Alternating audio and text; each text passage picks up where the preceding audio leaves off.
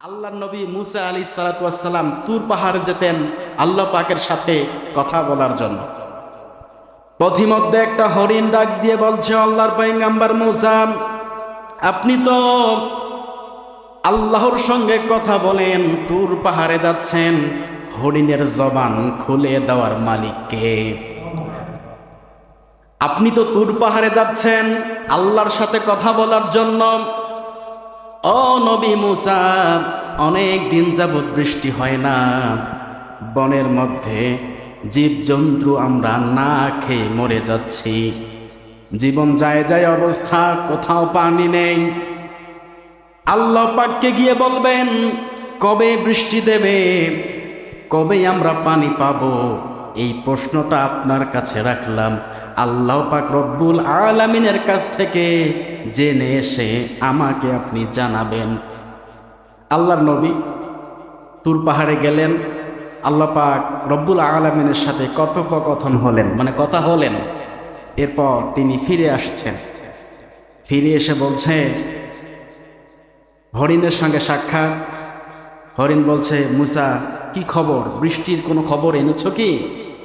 আল্লাহর নবী মুসা বলছে, হরিণ শোনো, আল্লাহ পাকের সঙ্গে কথা আমি বলেছি, আল্লাহ পাক বলেছেন বৃষ্টি এখন হবে না, আরো 100 বছর পর হবে। এই কথা শোনার সঙ্গে সঙ্গে হরিণ বলে আলহামদুলিল্লাহ। মুসা নবী আশ্চর্য হয়ে গেলেন, কি ব্যাপার, বৃষ্টি হবে 100 বছর পর, তুমি তো এতদিন বাঁচবাই না, খাবা কি, টিকবা কিভাবে, অথচ তুমি আল্লাহ পাকের শুকরিয়া আদায় করলে? হরিণ বলেন, ও নবী মুসা, আল্লাহ পাক রব্বুল আলামিন শ্রেষ্ঠ কৌশলী, তিনি যাহা সিদ্ধান্ত নেন অবশ্যই এর মধ্যে কল্যাণ রয়েছে, এর মধ্যেই ভালো কিছু আছে।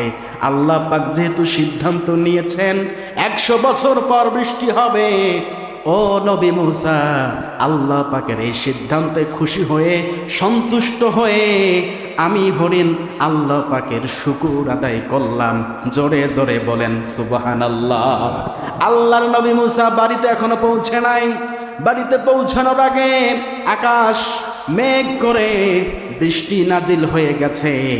আল্লাহর নবী মুসা আল্লাহ পাককে ডাক দিয়ে বলে, রব্বুল আলামিন, আমাকে তো আপনি বললেন 100 বছর পর বৃষ্টি হবে, অথচ এখনো বাড়িতেও আসলাম না, হরিণকেও জানিয়ে দিলাম আপনার কথা 100 বছর পর বৃষ্টি হবে, এখনই বৃষ্টি দিয়ে দিলেন, কারণ কি জানতে চাই?